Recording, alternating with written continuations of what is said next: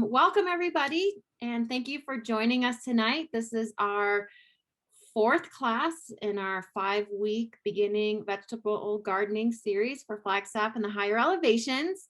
And tonight's topic is season extension. And I'm really happy to introduce one of our amazing Coconino County Master Gardeners, Jackee Alston, who is a really big part of our program. She actually started the Grow Flagstaff Seed Library, and she's been gardening here in Flagstaff since 2005, and she's been a Coconino County Master Gardener since 2010. So with that, I will share my screen and pull up Jackee's PowerPoint.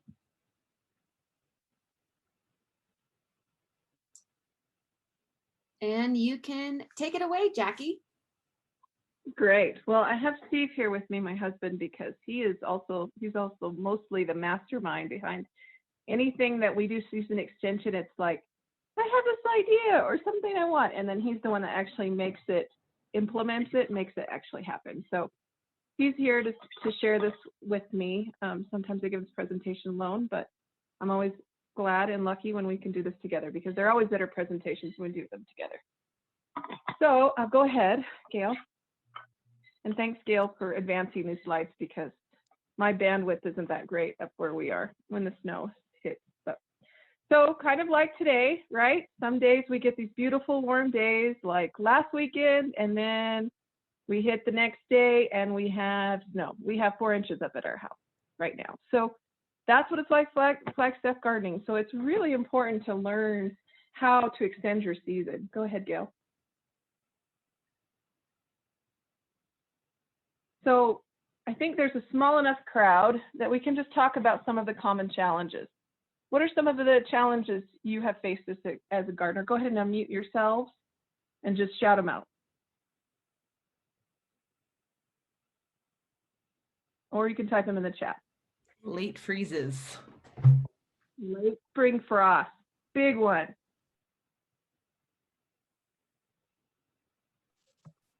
Big difference between tonight temps. Yeah, okay, so 24-hour big temperature swings. And then I'm sorry, what did you say, Mike? That was early fall frost. Early fall frost, yeah. So even though we're what, like 6A, it doesn't really fit because late frost.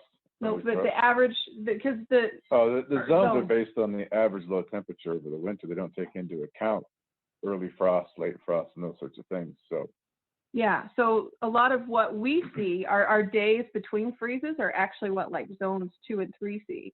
And so sometimes people get confused, like, oh, we can grow anything because we're zone 6A. But now with the new one, zone 5B, 6A. But that's not the case, because that doesn't take that into consideration. Okay, Cindy, what happens in timberline every spring?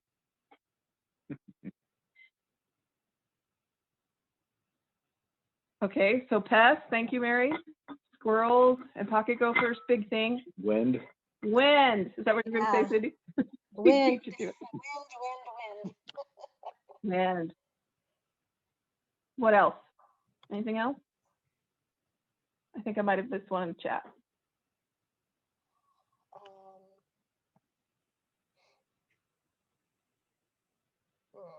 Yeah, the prairie dogs come in too. They're here in Timberline. Yeah. All right, Gail, go ahead and advance all those different factors that should come up there. Okay, so sometimes it feels like 12 seasons. Late spring frost. We could put in there the early fall frost. Pests and wildlife. And a lot of times we choose the wrong plants for the wrong place. That's huge. So, wrong place. Lack of water. We're not really water rich here in Flagstaff area. So those are some of the challenges. Elevation, sun intensity. We're high enough that we get some intense sun. So just talking about the different days to harvest, we talked about late spring frost and early fall frost. That leaves us sometimes 70 to 90 days, which is not a lot of time to grow vegetables and fruit. And like I think Gail mentioned, even in 24 hours, there's a huge swing. In our old house in Donny Park, we would get 60-degree temperature swings, and that was pretty normal that we would get. We were just in a little cold sump, and that happened a lot. Okay, go ahead. Next slide. So what is a season extender? I think a lot of times people see this presentation and they think, well, I don't even know what a season extender is. So what does it matter? Well, let me explain what that is, especially to those of you that are new. I think someone mentioned in the chat they're brand new. So go ahead, Gail, and forward again. So a season extender is just anything that you can use to warm the soil and or the air. And it helps you to garden outside your regular growing season. So either earlier or longer or both. Okay, go ahead. So why should we use season extenders? Besides looking at our challenges, let's talk about how that can help. We can use these to combat some of those challenges. So go ahead, Gail, just pop them all up. So we can have more food or beauty, if we're talking about flowers too, or other plants, longer. And we can have them earlier, and we can protect them against the cold. And a huge thing, like Cindy mentioned and Steve, is it can protect it from the wind too, which causes a lot of issues when we're trying to get seeds to germinate. It also can protect against pests and other wildlife. Up at our new house, deer are a huge thing. So even leaving some raised beds covered can help keep the deer from out. They don't really want to stick their heads into a low tunnel or to get, or even a small caterpillar tunnel to get into the vegetables. It can also help us with year-round growing. That's pretty tricky right here where we are, but it is possible, and we'll talk a little bit more about that. Okay, go ahead, Gail. Also, this is a little bit selfish, and actually, not selfish, it's self-aggrandizing. I think it's cool to be able to grow out of season, because despite what I say, it's really cool to bring a tomato to your neighbor and say, look, I have a red tomato in June, and have a little bit of bragging rights about that, that you can grow things earlier and get your harvest earlier. All right, so let's talk about air temperatures. Now here, this is just an example of different temperatures that are optimal growing, not necessarily seed germination, but of optimal growing temperatures for different vegetables. And you can look at there, and that's in Fahrenheit. So these are all the top ones. Oh, that's what they can handle. That's the lowest threshold that these plants can handle. So if you look at like a warm weather crop, like the squash right there, it's 45 degrees. We don't have many nights that are 45 degrees until about June. So that's really important to find ways to raise that temperature of that night air for the optimum growth, so we can have those plants thriving. Obviously, it needs to be a little warmer to even get them to germinate, and we'll talk about that in a second. But just pulling a few out there. Peas. Peas are a cold crop. They're a cool weather crop. The best time to plant peas around here is usually beginning of May. They like it fairly cool, because as soon as we get those hot, dry June temperatures, we don't get a lot of fruit on our pea plants. So they like it about 55. So if we can keep those things warm at night so that they're not freezing, then they'll be thriving in the daytime. Same thing with spinach. Spinach can handle, it's one of my favorites to grow because it can handle a lot of cool weather. And you can dust the snow off and it's still there. It will slow down though, because that's the minimum is 20 degrees, but it likes to be about 65. So it slows its growth down in those mid-season. Even if you're growing it year-round, it'll slow down its growth. We'll talk a little more about that too. Cucumbers, they're a hot weather crop, a warm weather crop, and they like things fairly warm, and it's hard to get them up to 75 degrees consistently for their growth to put on fruit.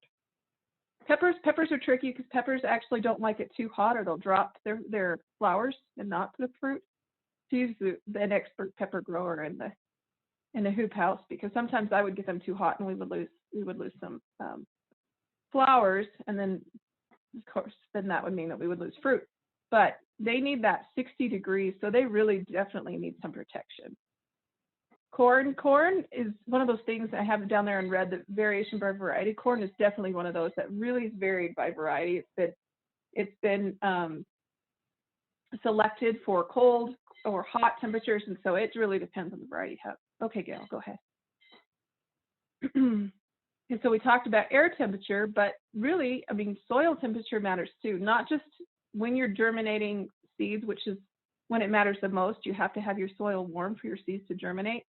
But it also is what is protecting those roots once they start taking, to make sure that plant's going to be safe. Plants during those cold times will actually take the water and put them down to the roots. If they have time to do that, that'll protect the whole plant, because they'll send all the water, not all the water, but a lot of it down into their vascularization will make it so that they actually go down into the roots. So those need to be protected. So there are several ways that we can do, things we can do to heat up the soil and to protect the soil. Go ahead, Theo.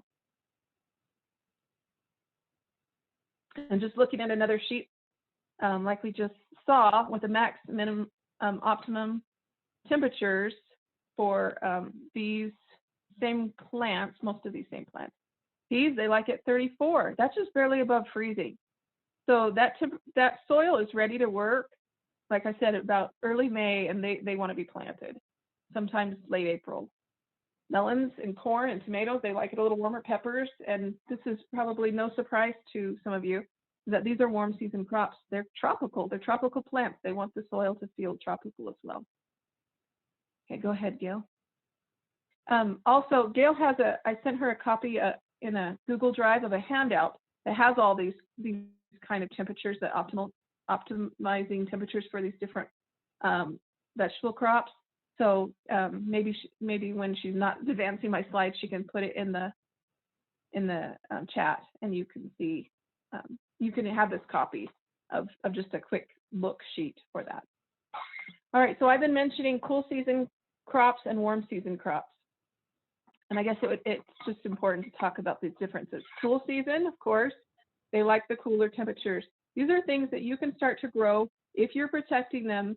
You can even either try and grow them year round, like you can with kale and satsoi and the mustard, spinach. Those ones, you can grow those year round, or you can start them even in February and get them covered. That they will work that way. My Johnny jump ups and pansies, sometimes they don't even disappear all year round. They'll lose they won't be flowering, but I'll still have little green plants. And I'm sure some of you have experienced that too. They just like the cold. Bulb flowers, we're starting to see crocus and daffodils pop up. So, so these are all cool season things that they thrive when it's cooler. They kind of taper off in their growth pattern when it's hot, or they bolt, like in lettuces, right? As soon as it's hot in June, all our lettuces start to bolt. So warm season crops, these would be our tropical type plants. These ones are hard to grow year round in Flagstaff. It takes a lot of input. So really, the idea for this one with season extension for warm season crops would be just to extend out that season, not grow them year round, but give them some kind of covering, some kind of protection, so that you can start those as early as possible. For me, I don't really start those until end of April, the earliest, mid-April, the earliest. And usually Mother's Day is when I really like to do it. Part of it is just because I just get overwhelmed. I'll be growing them till October. And so you can get burnout pretty bad. Go ahead, Gail. Are there any questions so far? Great. All right, so you probably see this sometimes on your seed packets, or when you buy a plant, says semi-hardy or hardy. And what those are saying is this, essentially, that this plant can handle when it's semi-hardy, can handle some freezing temperatures. If it's hardy, it can handle a little more. And if it's frost tolerant, that means it can handle that window of just about where it freezes. You might lose some part of the green of the plant. And then there are those plants that are frost sensitive, and those are those tropical ones we've talked about. So that's what this means. So a hard frost is what we consider anything below 28 degrees. A light frost would be right at 32, right at freezing. Go ahead, Gail. Anything you wanted to add to that? Okay. So like I kind of mentioned already, you don't need to eliminate frost for the semi-hardy or hardy plants, but they do need a slower They need it not to be like a switch where automatically it's freezing and it's gone and then that 20-degree temperature swing. So people sometimes will be like, I lost like my kale, I lost my chard, and then it's supposed to be frost, it's supposed to be hardy. It shouldn't have frozen.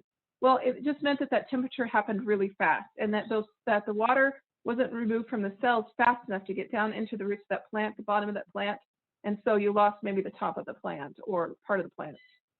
So that happens when it goes too fast. And so even those hardy and semi-hardy plants, it's great to cover them when you know it's going to be a hard freeze or a fast freeze at night. So we use he has a weather system called Tempest, and we watch those freezes to see what the forecast is or what's happened during the night, and kind of track if we're going to get one of those plummeting freezes. And then that's definitely when we cover, or when it's right on those borders, like, do we cover, don't we cover? I always just cover. Go ahead, Gail. And all these pictures, these are from different cold heart. We have a hoop house that we built in our old house. They're just all different things that we've used for season extension. In this picture here, these are some seed starting trolleys that Steve made me. They were trays. Now he has them on wheels, so I can wheel them in and out of the garage. And I'll let him explain this. There's some slides to show it, but now we have it where it's actually got hoops, and we cover it with plastic, and then I can lay a frost cloth in it too. Plus, then there are lights and insulation underneath it, so it's being warmed from the bottom, and then it's covered and protected from the top. And he can talk about that in a second. So we've talked about what season extenders are and what they're supposed to do. Let's talk about what kinds there are for the rest of the time. So one of the big things is not really an implement, not like a tool. No, it takes tools, but it's just good gardening practicing, and that's starting seeds. Protect them, start them indoors. It can be a pain, but it's also so rewarding. The kids and Steve, whenever this time of year, right now, like whenever they're like, where's mom? Where's mom? It's like, oh, she's probably down talking to her plants. And I am. I'm down in the garage, under all the lights, looking at my seed trays, talking to my plant babies, because it's just really rewarding to see those little green things shoot up out of the dirt, and makes you feel like you're a hero and a pro to be able to see those things come up. And it's really not hard to do. People get scared about seed starting. I know Gail has a lot of great knowledge in this and does teach a propagation one. I think she might have for this program, for the Backyard Gardener beginning class too. And that's some great things to learn there. So soil covers. You can buy either manufactured plastics to cover soils to keep them warm and warm them up. You can use natural things like wood chips. We'll talk about that, different things. Floating row covers, using just blankets, sheets, or actual garden floating row cover materials. Those are great for keeping plants protected and warming them up and warming up the soil. Walls of water, there's a lot of people that use those, swear by those, wouldn't grow tomatoes any other way in Flagstaff. Cloches, we'll talk about those.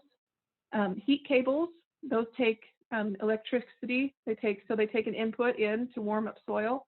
A lot of people in cold northern climates just have to use them. I think so. We can do compost, hotbeds. That takes a lot of skill and technique, but it's possible. We'll talk about that. Hoop houses, cold frames, and solar pods. And then using thermal mass systems is another type of season extender. When we use, say, water and we let it warm up to the day, it's slowly letting that heat out at night to protect those plants. And then, of course, there are greenhouses, and there are passive type greenhouses, which means it's heated by the sun and it doesn't have as many inputs or any to keep it warm. And then there's our non-passive, which would be heated greenhouses. Go ahead, Gail. And then my recommendation is to always use a combination of various those things, like a thermal mass in a hoop house or in a greenhouse. All right, so talking about soil covers. I'm running out of air. Are you ready yet to talk? Go ahead. Okay. Whew. All right, so there are plastics. So you can see the different colors. Why would you think there would be different colors of plastic? This is not my house, by the way. These two aren't my pictures.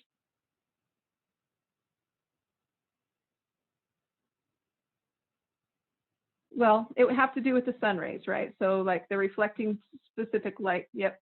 So desired temperatures. It more has to do with the sun's rays, as far as I understand it. So like red reflects certain spectrum of light back onto, say, tomatoes. Tomatoes really thrive with a red coloring. White, we're talking about whites and blacks. Black color plastics, you know, they absorb or they deflect, right? So the whites would absorb, right? Strike that, reverse it. The whites would reflect the sun, bounce it back up in the plants, and not heat it up as much as the black, which would absorb all the light.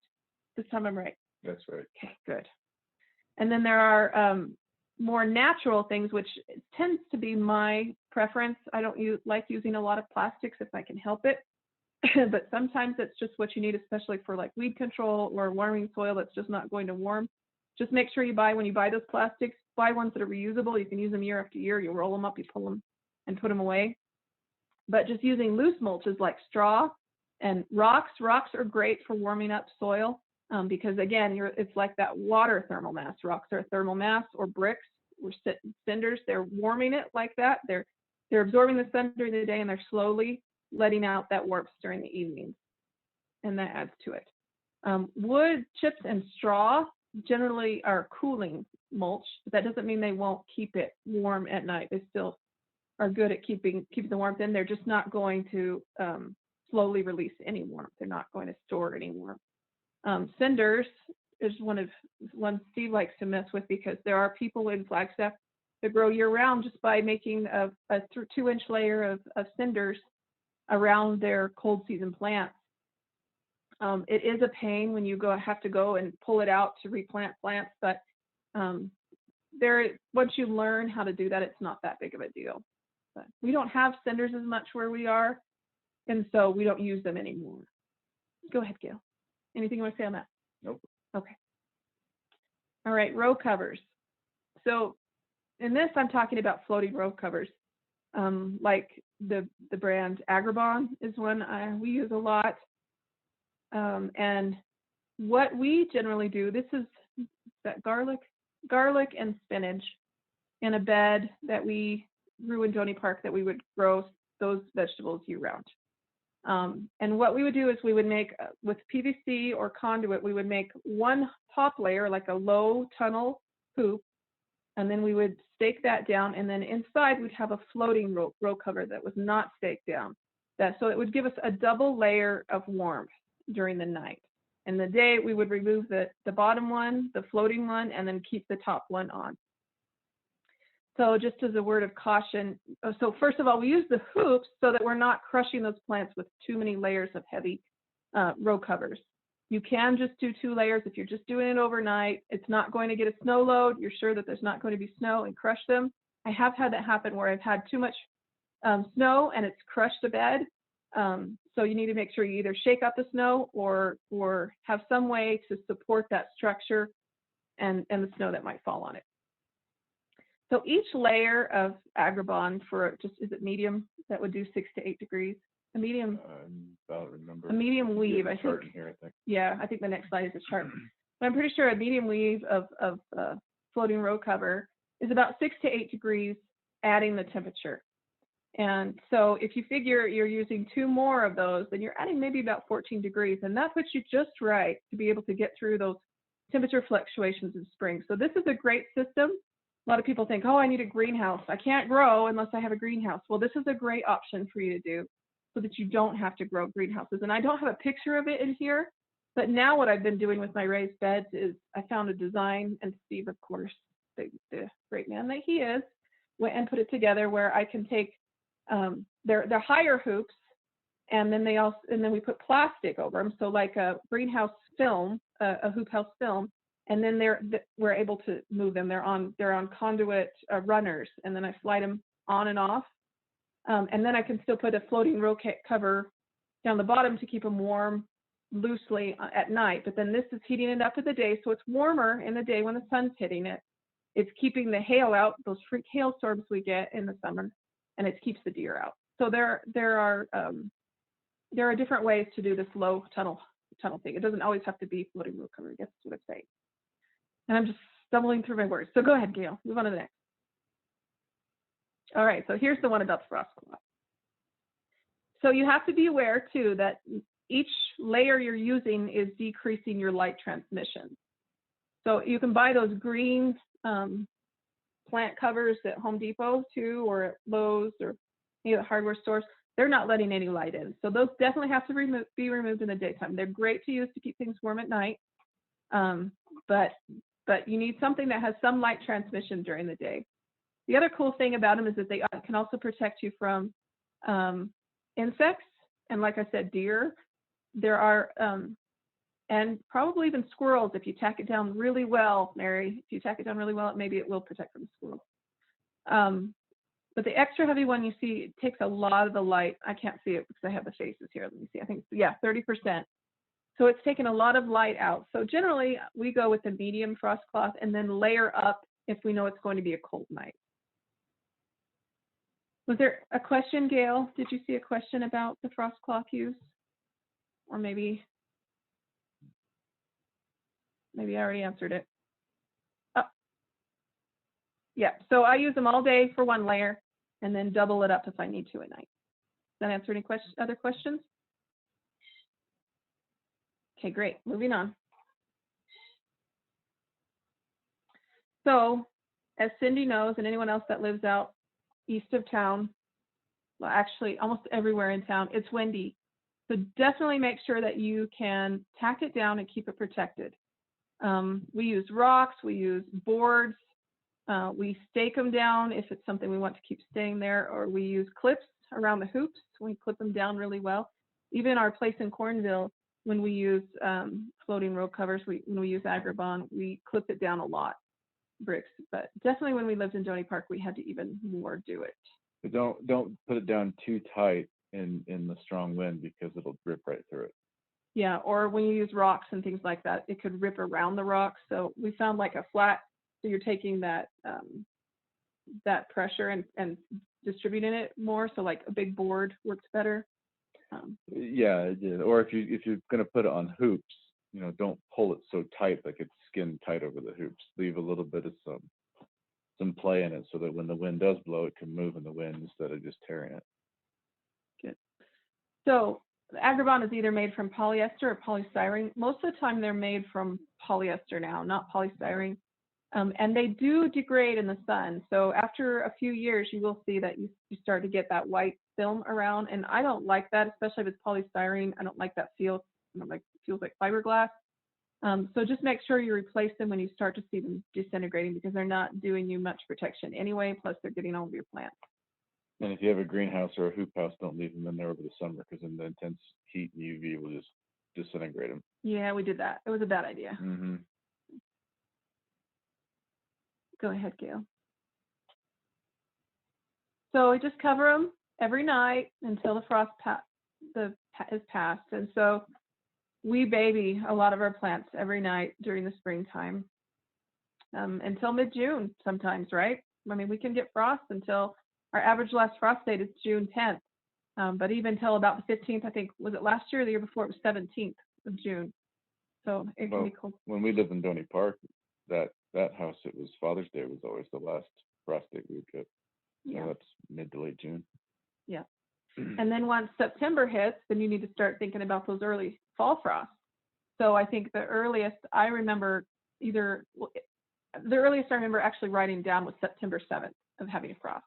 So even then we need to start thinking about, okay, how do I cover them? And sometimes those plants are so big, you can't cover them all the way, right? They're just too tall to cover anymore. And that's when you're going to lose like the tops of the plants. But hopefully with tomatoes, sometimes I'd find that at least inside they'd be protected, and so I'd still have fruit in there. You pull the outer fruit, the leaves and the bulkiness of the plant hopefully protects those other ones in the middle. Okay, go ahead, Gail. And then it'll look like that. Yep, you're fine. You can pass that one. So walls of water. I am not that versed in using walls of water just because I don't like storing them and I don't like what the sun can do to them. And I'm always bad about either burning the plant or just not letting it get enough light in it to graduate. Plus they can graduate to a big outside of it, to bigger. Plus they can be really pricey. So if you buy them bulk, they're a little cheaper. You can go in with some friends and spread them out that way. You can also do a poor man's a wall of water, like on that bottom left picture, with water bottles, juice bottles, and make a big circle and protect the plant. I've done that with bananas down in Cornville. It didn't protect them. It still died. This year they did not die without my help trying to protect them with walls of water. But the idea of a wall of water is that with that water, the sun is beating on it all day, right? And it's just ends up in a little mini greenhouse where that water is warming. And then so in the evening, that water, as it cools, it's letting out that warmth still around that plant. When it gets warm and you need to start opening that up, you can lay down a frost cloth if you want over the tops, if you don't want to keep closing them up every night, especially if they start to peak out and get bigger. You might want to do that, and then roll them down once the plant is big enough so that you can get your tomato cage or whatever structure is going to hold that plant there. Because by then it's a little hard to remove it around the plant. Maybe there's someone else that has better luck with it, but I find that once I put them on, it's going to stay on until the end of the year. So then I just roll it down. Okay, go for it, Gail. So cloches and plastic tubs. This isn't something we really do in the U.S. too much, but it's that black and white picture is in France, a field in France, and they use them a lot in Europe. They used to be glass, and I think they're just so pretty. They're so beautiful. I love the shape. I love seeing fields of them in there. But you do have to be careful because it will cook plants. So a lot of times what they do in France is they take bricks and so that there's airflow. They'll put a brick under and they'll set it on the brick so that there's airflow. And the idea with these is that it warms them up, those plants that need to get warm in the day, but it's not protecting them at night. And that's probably why they just really haven't taken off too much in the U.S. It's just you're not getting a lot of protection in the night. Plus, you have to be there to make sure you're getting some ventilation and some airflow so that you're not cooking them. And they're mostly plastic anymore. You don't see a lot of glass cloches. If you do, they're usually about $50. They're expensive, but they're so pretty. Anything to add to that? Okay. You can also just do them out of juice jugs. You can cut out the bottom, make sure you take the lid off so there is airflow and protect them that way. And then during the night, you can throw some, and then it's just a little mini greenhouse, right? It doesn't have any kind of insulation. It doesn't have any thermal mass like the wall of water, but it's still warming it up like a mini greenhouse. Then you can throw some frost cloth over it during the night or put the lid on it and then put the frost cloth if that helps too. Right, go ahead. But don't use milk cartons. Yeah, my little note there to myself. Don't use milk cartons because we live at such high elevation. They degrade so fast and I hated it. I used a couple of them for like a year or two, and I'd find little pieces of plastic, and then I'd go around the yard having to pick up all that broken up plastic from our high UV radiation. It makes them really brittle. In fact, they probably won't even last a season. They'll just get really brittle and break everywhere. Yeah, they didn't last much. I do have heat cables. I haven't used them yet. I've just been packing them around for a couple of years. But this is really something that people use in the north and in greenhouses or in commercial beds. And they could set it up kind of like this for raised beds, where you can see the heat cables are looped inside. They have the other layers where that will disseminate that warmth through a layer of sand and soil. And then this one shows it actually like a cold frame where it has a glass cover. So that's warming it up at night. The idea is to keep that warmth right at the roots so that that plant is protected and helps it grow faster as well. But it's taking it, burying it. And what was the caution you would like to say for using heat cables? It needs to be buried.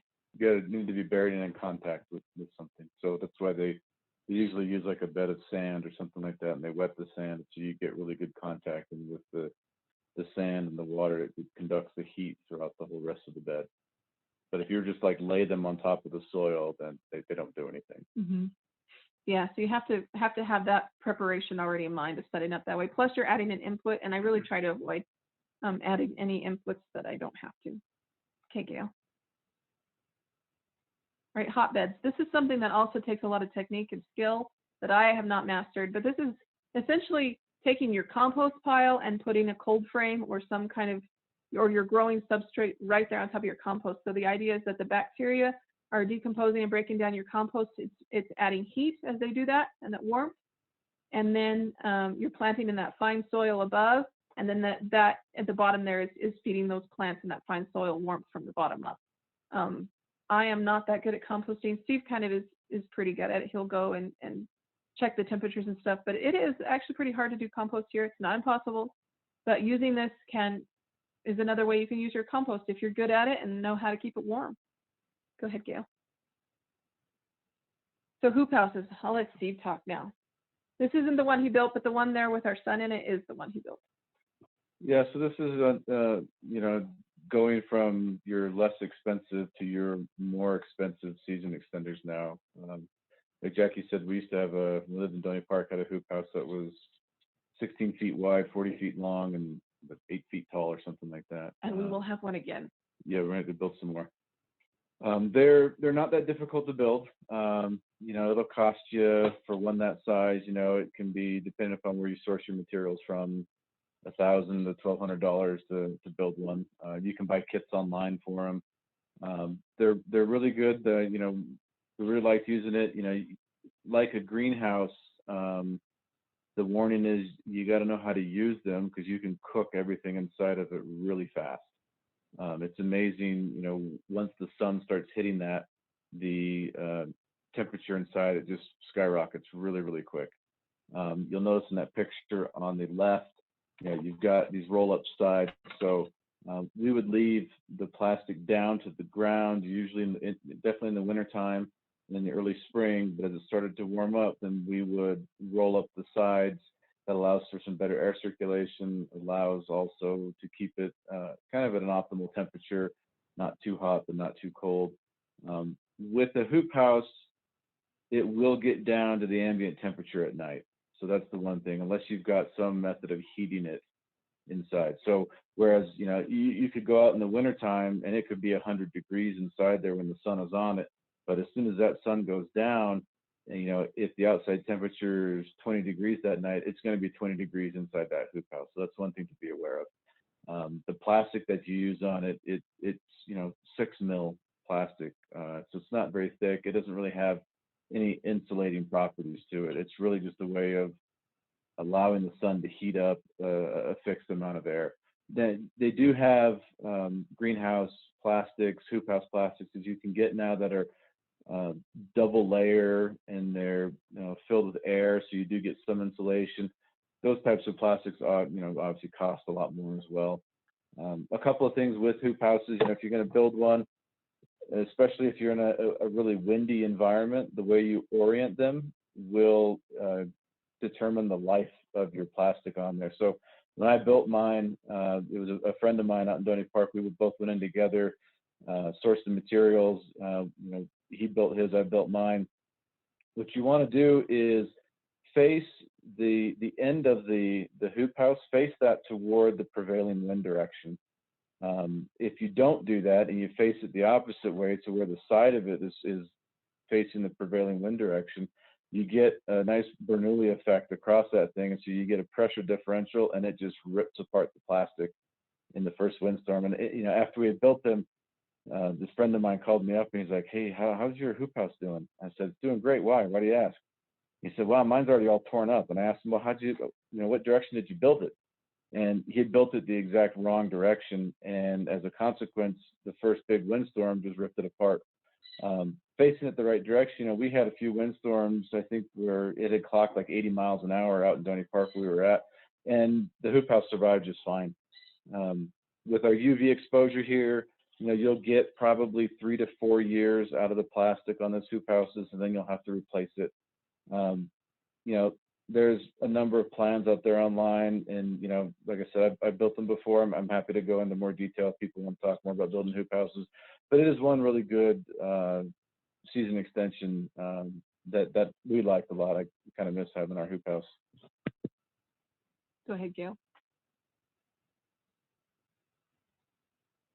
Yeah, so like I said, you know, you want to make sure it's ventilated during the day, otherwise you will cook everything inside of it. And you want to, you know, either cover it up, you know, depending upon the time of the year, cover everything up in there with row cover or frost cloth agribon at night, or have some sort of a heat source inside there at night. You know, Jackee talked about passive heating of it, so you can use something like the 55-gallon drums, paint them black, fill them full of water. You can put them throughout there. And then during the day, that water is just going to soak up all that heat. You know, water is really unique in the fact that it's got a really high heat capacity, so it can take in a lot of heat. And then at night, it just slowly radiates that heat back out and keeps it warm in there. And you can do that with greenhouses. You can do that with hoop houses. You can plant just a plant next to a 55-gallon drum, outside with no protection at all, and you'll get some benefit of having that heat source. Well, this one is in Santa Fe at the Tesuque Pueblo, and it's an adobe wall there, and so that acts as a nice heat source for that. Yeah. Food too. Go ahead, Gail. We talked about a couple different ways to ventilate these things. As you saw in that first picture, you can roll up the sides on it to do that. We would, in the springtime and in the fall, we would have the sides of the plastic rolled all the way down, but we had two big doors on either end of it. So you'd open those doors up, and that would allow for some good ventilation. And then, with Donny Park, you never worried about having the air move because the wind just moved the air for you.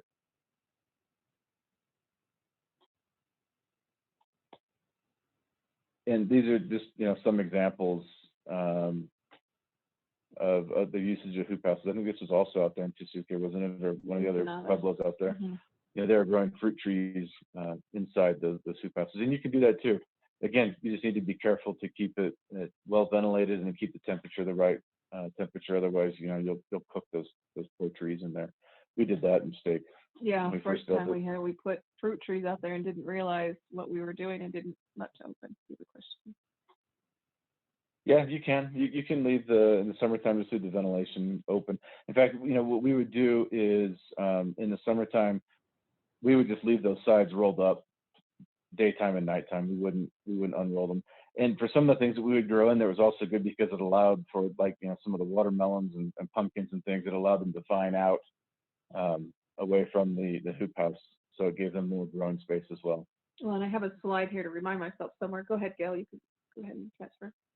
But it's also great to do that because then you're letting pollinators in. A lot of the things that you grow in there need to be pollinated, like tomatoes by insects and peppers and things. So, and squash, like you said. Yeah. And orientation. You already mentioned that. Go ahead. So that's key. Go ahead. Like we said, at night the temperature will get down to the ambient temperature. So we usually would plant it out at the end of April.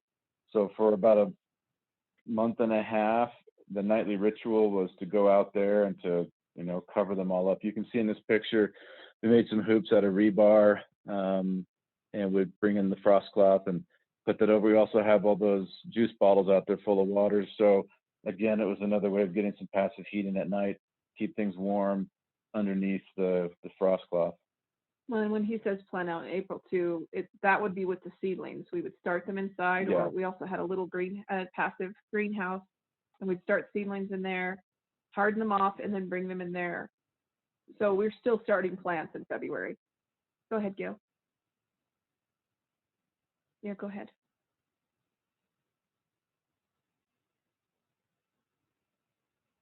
Yeah, and just remember, when you're doing floating row covers and you're picking your sizes of what you want those to be, if you want these plants to be super tall and still have them covered, you have to time it right, I guess is what I'm saying.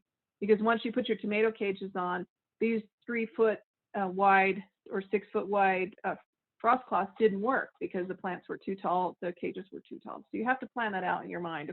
What size do you think the plant's going to be when it's ready? It's not as tricky as it sounds, but just think through it. And you can buy them in variable widths and lengths. So usually, most places you can specify what length you want. They'll have a range of, hey, we have these different widths, and you can just say, I want 150 feet of 8 feet wide or something like that. So just like Jackee said, plan and think through how wide you think you're going to want it to be. I'm a fan of the wider the better. I'd rather have more width than I really need. But when you get to a stage where the plants are so big and you have an early frost or a late frost or something like that, at least you know that the frost cloth will be big enough to cover everything. It just gets pricey, that's all. Go ahead, Gail. Some other methods, cold frames, solar pods. Cold frames are a great way to use recycled windows. The only thing to be cautious of is snow loads around here. If you're going to get a 4-foot snowfall, a lot of times the glass can't handle that type of weight on it, and so it may be prone to cracking. You don't have to use windows to make this. You can use other materials. corrugated plastic roofing, clear plastic roofing material works really well. Solex works really well too. Any sort of clear plastic type material that allow you to put over those plants and allow you to heat the air, heat the soil in there. Again, just like with the hoop house or a greenhouse, you got to be careful too. You can cook things even quicker in these things because the volume of air you have in there is much less, and so it heats up really, really fast. This is a picture of, we didn't build this one, but we had built one of a solar pod. And the nice thing with these is you can, they're on a hinge, so you can lift them up. You can also get some of those automatic vent openers that you see for greenhouses, and you can mount, a couple of them on here. And so as it heats up, that vent automatically opens up and does the work for you. So that's a couple of different ideas as well. A lot of people will use these in the more northern territories, and you can grow things year round inside these things, even when they're covered in snow like this. And this one's covered in a film that Steve mentioned called Solex, and that's SOLEXX, and it's a double-walled layer of plastic made out of a thicker mill than just your regular. Yeah, it's not a polycarbonate because you can bend it. So there's greenhouse plastics that are intended to be flat panels, but they're double wall with channels in them that are made of polycarbonate. That doesn't bend. Polycarbonate is not very bendable at all. The Solex is like a polyethylene material, but you can shape it to that size, which is a nice thing about the Solex. All right, go ahead, Gail. There's a cold frame at CCC. Yeah, well, this one's since been destroyed, but it was really nice when they first built it. And go ahead, Gail, on the next one, it kind of mentioned, so you have to be careful with all of these kind of cold frames because of our winds, that when they're propped up like that, it can just rip that top right off. So you have to find some way to prop it up without it bending. And the one at CCC didn't fall apart because the frame was really nice. It was made, the raised bed was made out of too much paper in the papercrete, and it dissolved. Yeah, thanks, Gail. Right there. So, but it was really beautiful. Go ahead, keep going. Go ahead. It's yours. I think we've talked about all these things throughout the course of the presentation. So thermal mass, thinking of how you can get thermal mass into different places for passive heating. The best out of all of these is going to be water. Water out of all these materials has the highest heat capacity, so it means it can absorb much more heat energy and then emit that back out at night. So anything from your small juice bottles, and one of the things we've done too, I don't think we had any pictures of it, was putting food dye in some of the water, so that the darker the color of the water, the more that heat and that light it's going to absorb, and it's going to heat that water up even more. Or getting those 55-gallon drums, or any range in between, painting them black will get you some good passive heating. So for example, this grape right here, this first year it produced, because it was against corrugated metal, and then a bunch of dark rocks that were absorbing. So it warms really fast, and to the point where it had enough time to be productive and have fruit, which was the only tomato or grape that we ever had right there in that cold spot of 70-day growing season. Go ahead, Gail. So you can see in this picture, like I was talking about, they built their benches in here out of those 55-gallon drums have been painted black, and those drums are full of water.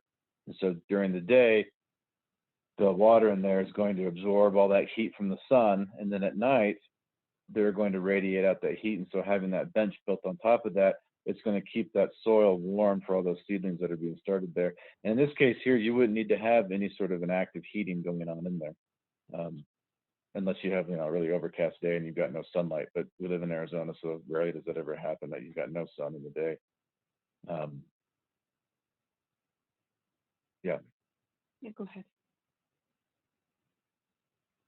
Greenhouses. So greenhouses is my experience has been, it's one of those things that everybody just thinks, oh, if I can just get a greenhouse, all I need is a greenhouse, and it's this magical structure that's going to make everything work out for me. And the reality couldn't be farther from that. It's another tool in the arsenal of season extension. And if you know how to use a greenhouse, it can be a very powerful tool. But if you don't know how to use a greenhouse, you can get discouraged very, very quickly. So a couple of things about greenhouses, and this holds true for hoop houses as well too. You want to be sure that you get enough sunlight during the day so that you can actually get that passive heating of that greenhouse or that hoop house. So, I've got friends who have lived in Kachina Village for years and said, "Oh, I had a greenhouse once and it didn't work at all." And you're right, it didn't, because you live in such a heavily treed area that you couldn't get enough sunlight to actually heat it up. So you want to put it in a spot on your property where you're going to get, minimum of 8 hours of sun a day on it. If you're getting less than 8 hours of sun, it's really going to be hard to kind of keep the temperatures up inside there and really take advantage of that greenhouse. The other thing with the greenhouse, just like with a hoop house and some of these cold frames, things like that, you can cook things really, really fast inside there. A lot of greenhouses, you'll notice this picture here, this green Victorian greenhouse. That's my new greenhouse. Yeah, right. Up at the top, you have all these vents that are there. And so most of these greenhouses, again, you can buy these automatic vent openers. They've got like a cylinder of wax inside of them, and as that wax heats up, it expands, and it forces this opener to open up those vents. Those are really, really nice to have because you don't have to remember to go out and open those vents every day by yourself. If you forget a day to open the vents up, guess what? You just cooked everything inside your greenhouse. So, learning how to use them, how to place them. I really like, we had a greenhouse that fit, right under the side of the house. We put it on this one on the right-hand side. It fit right under the south side of the house. So you took advantage of it being a greenhouse, but also took advantage of the fact you used the house as a whole thermal mass. And so you could get some heat radiating off of the house at night, during some of those colder times. We usually use that greenhouse for seed starting. I like to grow some tropical things like citrus. You'll see there's a citrus tree in the background there. During the summer, I would put the citrus trees out there. So greenhouses can be a very powerful tool, like I said, but don't think that they're going to be the magical solution that's going to fix all of your problems, because they won't. They are going to be more expensive than building a hoop house. Some of them can be really expensive. So this Victorian one, this is from a company in England. That greenhouse, I believe, starts at about $150,000 for that greenhouse. So you can spend a lot of money on a greenhouse. Even that company, their smaller ones start at like $25,000. Not all greenhouses are that expensive, but you want to get a good quality one. Again, if you're in a windy area, you're going to want to get one that's going to be able to stand up to the wind. So you're going to want to consider that. Consider snow loads on them too. Again, going back to that Victorian greenhouse, that company uses glass in all their stuff. Again, if you're going to get a 4-foot snowstorm, that's a heavy load of snow and a heavy weight to be on glass. Using some of like the polycarbonates and those things, are a little bit more resistant and have a little more strength than glass does. So considering all those things, where you're going to put it, how you're going to build it, the shape, all those things, shape of the roof, ventilation in there. You also want to be, we keep it ventilated not only for the temperatures, but also humidity. We're fortunate here in Arizona where it's a little bit drier, so we don't deal with a lot of the problems that you deal with, in the South or something like that, or a place like that where it's much more humid. So a lot of the fungal things we don't deal with as much. You can get those in a greenhouse though if you don't have good ventilation, because the humidity would build up very, very quickly in a greenhouse, even a hoop house too. Yeah, so like a Gothic shape would be a good shape for snow load, and then like Steve said, made out of different materials than glass panes right on the roof. The other last greenhouse is Joanna Gaines' greenhouse, and if you look, like, she's in Texas, you look in that greenhouse and she's using it for potting up plants, and that's actually an old vintage Victorian greenhouse that she had brought in and then reassembled and repainted and redone. She just uses it for pictures. She doesn't actually use it. Well, it is pretty, so I put it in here because it is pretty. Yeah. But just to illustrate that greenhouses, really their benefit are putting tropical things in there in the summer, and I'm talking about passive greenhouses, not non-passive greenhouses. Growing tropical things in there and then starting seeds. And then go ahead, Gail. And then there are other things though that people are doing well, all right, do this. And then we'll talk about how other people in northern or colder climates are finding ways to combat Okay. cold. You know, you'll just one more thing about greenhouses. Interesting, like if you go to England, greenhouses in England are like garages for Americans. So more people in England have greenhouses in their yards than they do have garages to park their cars. We tend to have garages in the United States, and fewer of us have greenhouses and places to grow. Just interesting cultural differences. So this is something that Jackee had alluded to and talked about. These are some seed starting trays I built, I don't know, 5-6 years ago now. And I can't take credit for it. I was just kind of looking online for some ideas of ways to do a heated seed starting tray. And if anybody's interested, we can show you. I think we have a more detailed presentation that goes into how I built them. But the theory here is, we've got these trays. I think I made these out of 2x8s. They're pretty dang heavy, which is why I eventually put them on wheels to roll them around. But you can see this. That's why I call them seed trolleys. Yeah, now. this closest one here. Okay, good. This closest one here, you've got there's a layer of board insulation, so it's probably about 1 inch thick. And then what I did is I screwed, and that sits on a layer of plywood, and then into that insulation and through that insulation, I screwed in these furring strips. And then I took incandescent rope lights and wove them throughout all of those furring strips. And so it does require an input. And then I covered all that with black plastic so that, water wouldn't damage or anything like that. And the black would absorb that heat from the. You've since replaced that with tarp, so. Yeah, we did. Yeah. And that didn't work very well. And then we replaced it again with, I think, some really thick greenhouse plastic. But so when I first did this, after I first built it, I did an experiment. I just set it outside. I took a cup of water and put it right in the middle of it, covered it with frost cloth, and let it sit out at night. And I think that night, it got down below freezing, something like that. Went out in the morning and measured the temperature, while it was still freezing, measured the temperature of that water in that cup, and it was about 75, 80 degrees. So there's a lot of heat that comes off of those incandescent rope lights. Now, it doesn't have to be those. You could use heat cables. I haven't built them that way to do that. That will give off heat. It's getting harder and harder to find those incandescent rope lights. And also, you find the LED rope lights these days. You can try those. They do give off some heat. They don't give off as much heat as the incandescent lights do, but it may be enough heat to do that. But the nice thing is what it does is it provides a way to keep the soil warm at night. You cover it with your frost cloth, while your seeds are still germinating.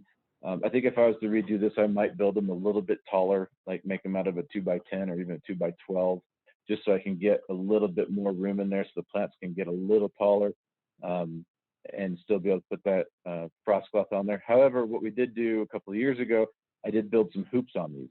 And so now it's kind of like a combination of a heated germination tray with a hoop house. So what we'll do is during the day, we can put greenhouse plastic on it, or we can put frost cloth over that. And so we get that kind of double layer of protection. You get that, we're heating it from the bottom, keeping the soil warm, but we're also heating the air inside of it as well. The only thing I have to be careful with is they dry out really fast because of that heat coming on from this side. Yeah. So I just have to water twice a day sometimes. Go ahead, Gail. But we were surprised. The first year we built them, we were way surprised how good they actually worked. In fact, we, like Jackee said, would plant in February, get our seedlings started in February, and by the time it was time to go plant them outside, they were way, way too big. Just having that heat on the soil as those things germinated made such a huge difference. So, last year we didn't start planting seedlings until probably late March or April, because they go so fast with this. So something to be aware of, that doing something like this has huge benefit, but it also means you don't be starting things as early as you normally would. And the same goes for heat mats you can buy to start seedlings. Those things really warm fast. So now what I do is I'll start them on that. I'll start the seeds on a heating mat, and then they graduate to go into these so that they're hardened off, but they're still staying warm. They're still outside in the sun. They're being hardened off, but they've had that chance to grow really fast under lights. Under what kind of lights are those? Just grow lights. They're not incandescent. They're just grow lights. And then the warming. LEDs. Yeah, and then the warming mats. So they germinate super fast, and then they go out there. Go ahead, Gail. Our neighbors probably think we grow pot because we have a glow coming out of the Yeah, the garage windows. all the time. Green glow, pink glow. You notice there's a little heater there too. So when I say no inputs or minimum inputs, there are still some inputs. Obviously, we're plugging these in. We're plugging in heat mats. We have even a little heater that's set on a timer. So if it goes below 44 degrees, that would go off. It's not a thermostat, not a timer. Yeah, that's what it is. Thermostat. Okay. So that's a good way to, if you're going to do some sort of an active heating, a good way so that it doesn't waste energy. So what I had was a thermostat in there, and I'd set it, when it got to a certain low temperature, it would kick on that heater. But also when it got to a certain temperature maximum, it would shut off the heater. So the heater would come on, when there was a window of temperature. And so if you're going to have to use any sort of an input, doing that really helps to conserve energy and save on your costs. How we are doing on time, Gail? It's 6:35. So 25 minutes and probably leave time for questions. Yeah, I think it's Okay. almost done. Yeah, we just have a few more, and then so please think of your questions to fill the time after. Okay, go ahead. It's just another greenhouse. I mean, I don't think we need to go into details on this, but you can look online, and there are so many different designs for greenhouses that are out there. There's some that are hybrids, which is kind of more like the one at the Colton Garden, which looks a lot like this one. It's partially buried, this one. Yeah, and there's Which the earth. heat.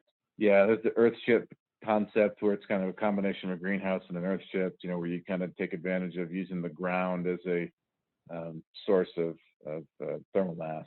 As this one's high, it's got aspen behind it. I bet it's like at 10,000 feet, so 9,000 feet. So I can't remember. This isn't our picture. Mm-hmm. Go ahead, Gail. Same thing. This says greenhouse of the future. You can see a whole bunch of different integrated passive heating elements here. You're using the land. You can see in there you've got some 55-gallon drums of water. It's become popular in these things to use fish in them as well. And that, number one, adds a source of heat, but number two, you also use that water, which has got, all the fish excrement in there, and that water is a source of fertilization for all your plants. There's a lot of different plans online. Like I said, you go, Google greenhouse and you come up with 1,000 different designs.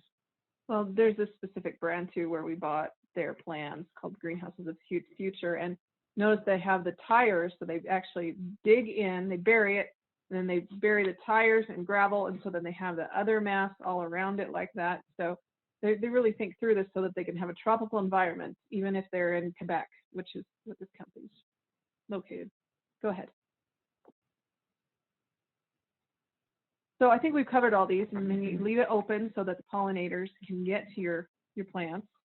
And then I think I briefly mentioned it, that just expect slowdown of growth from November to February, even if you're growing year round. So like spinach, when I had that raised bed, it would slow down. We still would have the plants, they would still grow, but they wouldn't pick back up to actually producing a lot of leaves, edible leaves, until February again. So there's still that window where things slow down using these techniques, unless of course you have like a greenhouse of the future, which I do not. We talked about not using jugs, and then when you're designing these and you're thinking about how you want to have some season extension, don't forget how seasonal light plays. Steve talked a little bit about orientation of hoop houses. The same goes for light. Where is the sun going to be? You're going to want the most light you can squeeze out in winter. So watch where your sun is moving over your property and put it in that place where you're going to get the sun. Okay, go ahead, Gail. And then just thinking about diversifying. So there's that hoop house of ours at our old house. We also have little low hoop houses in the outdoor garden. And this was the end of July, and we ended up with 4 inches of hail. Mm-hmm. You can't tell from that picture how bad it was, but I mean, that decimated. Those plants were as tall as I am, which is, some of those tomatoes were well, shorter than me, but they were 4 foot tall, and they were just decimated.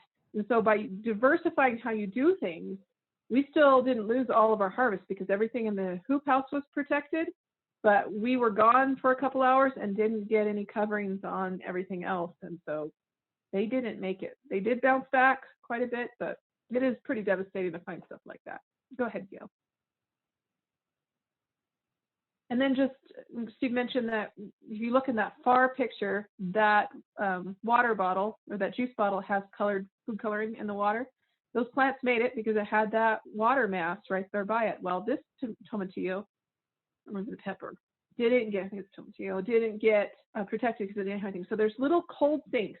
You have to really pay attention where you have those little cold sinks and find little creative ways like water or like warm, dark rocks or something there to protect those little areas. Okay, go ahead, Gail. Yeah, this is my last slide. So this is a really fun topic, and these are some of the books that we have that we use to talk about it. Elliot Coleman, he is the master of growing year-round. He lives in Maine, and he's still able to grow year-round. In fact, he's a farmer, and he grows on not that many acres, and has managed to make 6 figures per acre by doing winter harvest when things are scarce. And then in the summers, he can go, he doesn't work, and he goes and travels. And so, and he's still in his mid-70s and still gardens. Yeah. So he's the master, and his partner there, Barbara Damrosch, helps write books and helps him run the farm. And his daughter does too, Clara Coleman. And then Nikki Jabor, she also is really well known for talking about year-round gardening. You can learn a lot from her. I think she's from Canada. She is. Yeah. And then that 24 season extension is a small little book. There aren't that many. I think it's out of print. It's a tiny, it just says 24 different methods to extending your season is all that book's about. It's not as useful, I think, as the Elliot Coleman or the Nikki Jabor one. I think Nikki's in Nova Scotia, isn't she? Yeah, I think it is Nova Scotia. Are there any questions? I think I just saw one. But we are finished, so please feel free to ask your questions. What's the number one thing to focus on to extend your growing season of veggies? And that was what I would say is start your seedlings. I would think to start your seeds early is the huge thing, is if you get things ready to go. Say you start planting seeds right now, then they'll be ready to go once the ground thaws and the frost is passed. But the other thing is just get some row covers and then just have those on hand for when there might be a freeze and watch the weather. So those are 2 things in your number one question. Yeah, I would. Yeah, if you're first starting out, don't go out build a greenhouse or hoop house. You're gonna start small, start little. Use the frost cloth, row covers, those sorts of things. You can do and accomplish a lot with just those, and they're much easier to manage. They're my favorite. As you get more and more experience and expertise, then you can kind of go to the next level with some of those larger season extenders. Any other questions? It's a lot of information in a little space. I have a question for you guys. Can you hear me? Question. Yes. Yep. Wait, I don't know who you guys heard. You can go ahead. Okay. So I asked about my garlic last week, and because it started popping up, and then there was snow in the forecast, and they sort of advised me to cover it up. But I was wondering what you guys if you guys had any information about garlic, and it starts popping up on its own in early February. So what you do with that? I'll tell you my response. I would just let it go. I mean, the nice thing about snow is snow forms a nice layer of insulation. So you get a few inches of snow that cover up that entire plant, and then the following night, once the storm clears out and it gets really cold, that snow insulates really, really well. But I'm a lazier gardener. I don't want to have to go out and cover everything if I don't have to. And if the plant's going to come up in early February on its own, then I wouldn't do anything to it. Well, I can tell you what I did with mine, because it started popping up actually in November, because we had those few warm days. I'm like, go to sleep. You still have several months. Is I just mulched it really well. And I'll let you know how it does. I think it's fine out there, but garlic's really hardy. It's actually a fall plant, even here, something that we planted fall. So Just mulch it really well if you're worried. Cool, thank you. Yeah. So Jackee, we have a question, and Steve, in the chat that I'll read to you. If I have row covers now, will my 6-month-old berries be okay outside, or should I wait? I'm running out of room in my windows. Are they in containers?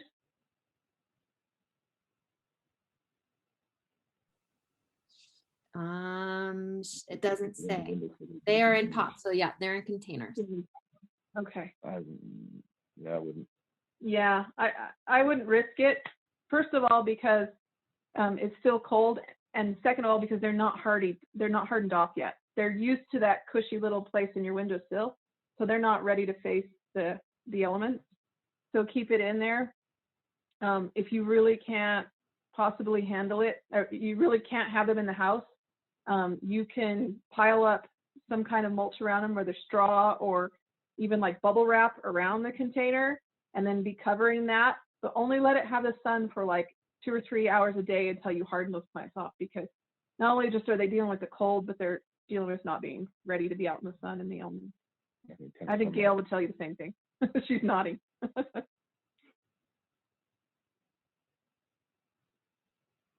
Okay, let's see what you're saying here. Yeah, wait if you can. Sounds good. The other thing about berries, I don't know what kind of berries they are. I'm guessing not strawberries.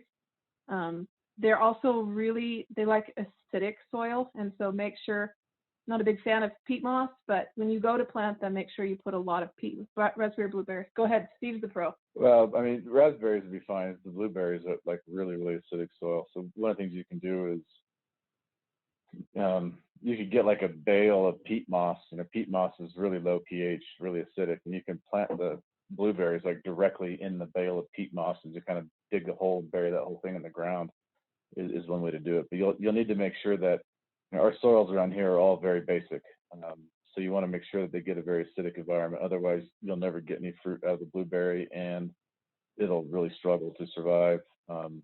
Blueberries can't uptake some of the nutrients in an alkaline soil. They're in the Ericaceae family, which is all acidic, like heathers, like you see on like the moors. So they like things acidic. That said, though, I have a friend in Cheshire that has this most beautiful blueberry plant, and she never does anything to it. So you're welcome. Let's see. Raspberries they'll be fine. Yeah, Buried raspberries. in the grass. Yeah. They like sun. Just make sure you get sun, or you're not going to get a lot of fruit. Yeah. Let's see. Lauren's question: when you were talking about floating row covers for the lower layer, do you prop that cover up too with stakes or lower hoops, or does it just lay on top? No, it just lays on top. So that's what we call floating. The second layer? No, so that first layer, what we would do though, remember, was when they were really small and you had enough room, we would just do that. But as the plants got bigger, we would start to put stakes in the ground. We would still let it float over that, but it was a way of holding up that layer so it didn't crush those plants. Yeah, that's a good point. We also bent, you notice the rebar was bent in the hoop house. That was to keep that layer up above. Yeah, so it wasn't like staked into the ground, but we would put stakes in the ground and then put the row cover on top of that, so it gave it some height off of the plant. Mm-hmm.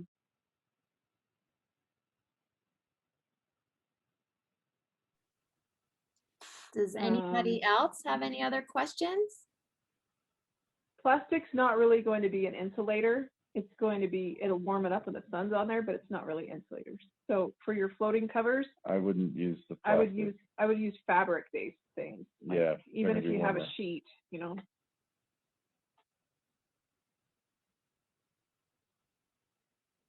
And I'm not sure what when you get the greenhouse plastics are all UV protected, so they'll last a lot longer. I think if you were to use like a plastic shower curtain, it would probably degrade in our high UV exposure here pretty quickly. Yeah, we've tried even just like the plastic rolls you get at Home Depot. What are those for? Like the paint drop cloths that are plastic. Yeah, they don't do well either. It didn't even last a month or two. Yeah, they degrade pretty fast.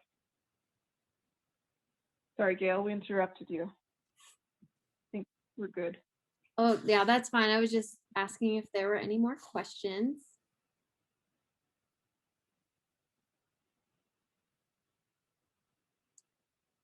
Well, All right. Well, thank you, Jackee, and special guest Steve, for teaching us tonight about season extenders. And for next week, you guys did a really great job, by the way. Thank you so much.